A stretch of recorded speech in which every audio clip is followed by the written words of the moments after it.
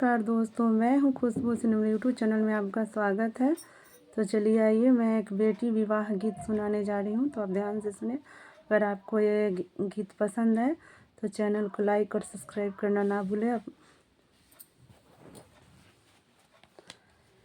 बेटी ले ले रोवे ले पापा हो अपना पापा, कैसे में करी आपन बेटी दानवा, जैसे में पापा हो जंघिया बैठवला वैसा ही में कर आपन बेटी दानवा।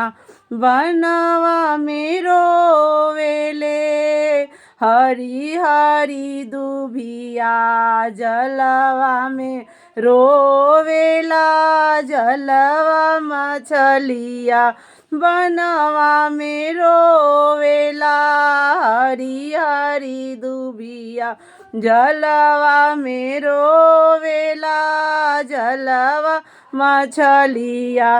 बहनी ले ले रोवेले भैया हो राजेश भैया, बहनी ले ले रोवेले भैया हो राजेश भैया, कैसे में करी आपन बहनी दानवा, कैसे में करी आपन बहनी दानवा।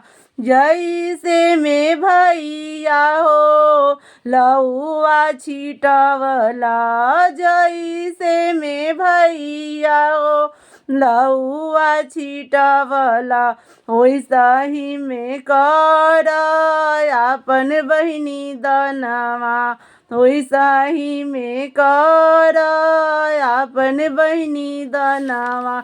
बेटी ले ले रोवे ले आपन हो पापा, कैसे में करी आपन बेटी दानवा, कैसे में करी आपन बेटी दानवा।